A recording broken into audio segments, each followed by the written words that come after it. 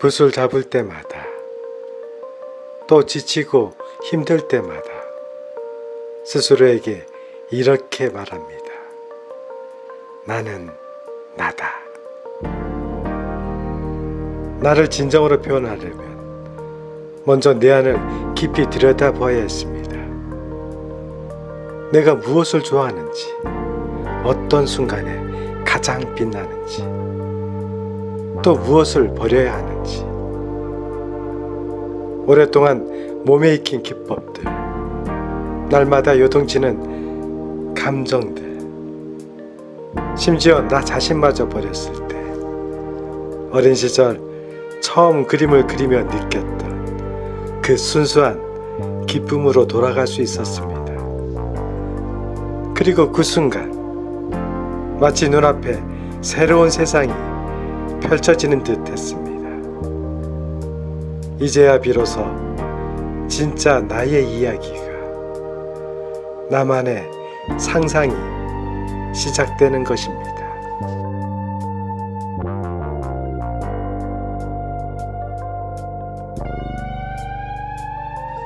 여러분, 차갑고 딱딱한 철 파이프를 생각해 보세요.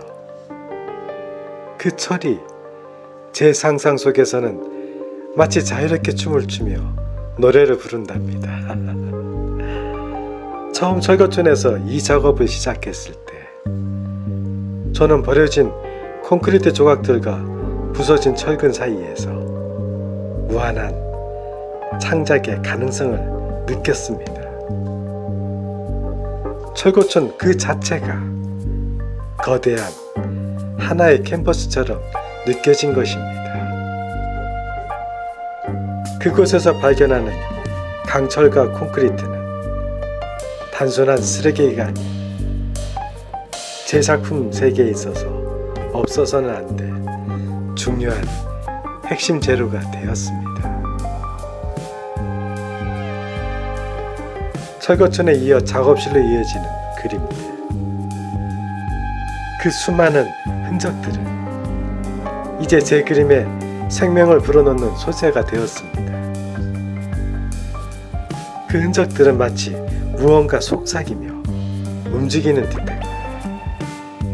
저항할 수 없는 흐름을 따라 제 작품의 중심으로 자리 잡게 되었습니다.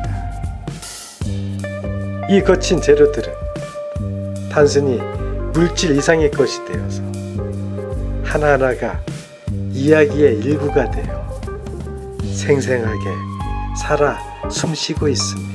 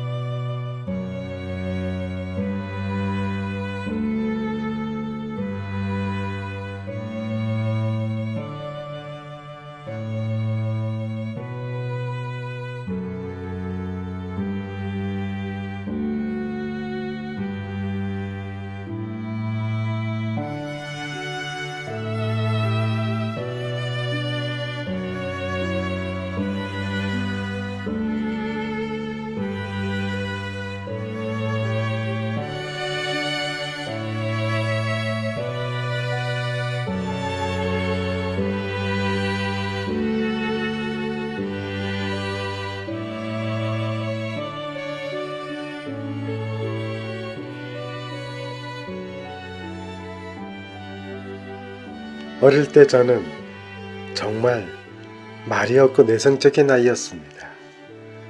왜냐고요? 좀 부끄럽지만 말을 심하게 더듬었거든요. 그래서 친구들 앞에서는 고개를 푹 숙이고 다니기 바빴습니다. 수업 시간에 정답을 알아도 절대 손을 들 수가 없었습니다. 그냥 조용히 마음속으로 나는 아는데, 그렇게 하는 게 일상이었습니다. 어린 마음이 얼마나 답답했는지 어느 날 큰 결심을 합니다. 이건 꼭 고쳐야 된다고. 그 후 무려 1년 동안 호흡 조절부터 시작해서 거울 앞에서 말하는 연습까지 온갖 노력을 다했습니다. 그리고 어느 날 마법처럼 더 이상 말을 더듬지 않게 된 겁니다. 와, 그 순간 세상이 다르게 보이더라고요. 수업 시간에 손 들고 당당하게 발표하는 게 이렇게 신나는 일이었다니. 친구들이 저한테 관심을 보이면서 친하게 지내자고 할 때 정말 깜짝 놀랐습니다. 어둡기만 하던 저의 세상이 갑자기 환해지는 기분이었습니다. 지금은요, 사람들 앞에서 떨지 않고 당당하게 말할 수 있습니다. 가만히 생각해 보면 자기 몫을 낸다는 게 그냥 흔한 일 같지만 사실 엄청 소중한 일입니다. 이 그림에 나오는 작은 새처럼요. 세상이 아무리 시끄럽고 화려할지라도 작지만 자기만의 소리를 낼 수 있는 그런 용기가 꼭 필요한 법입니다.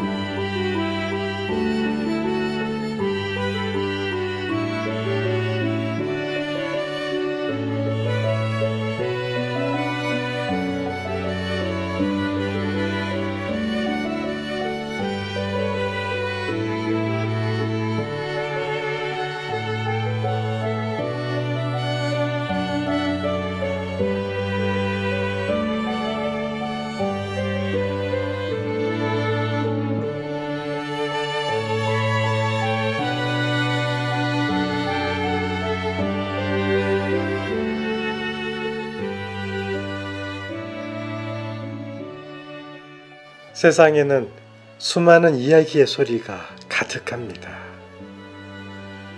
그 거대한 소음 속에서 작은 새의 소리가 과연 어떤 의미가 있을까요? 어쩌면 그 작은 소리는 더 큰 소리들에 묻혀 아무도 들을 수 없을지도 모릅니다.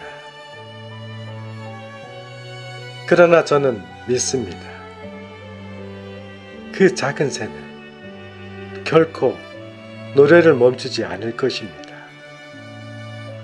비록 지금은 작은 소리일지라도 그 소리는 절망 속에서도 끊임없이 울려 퍼질 것입니다.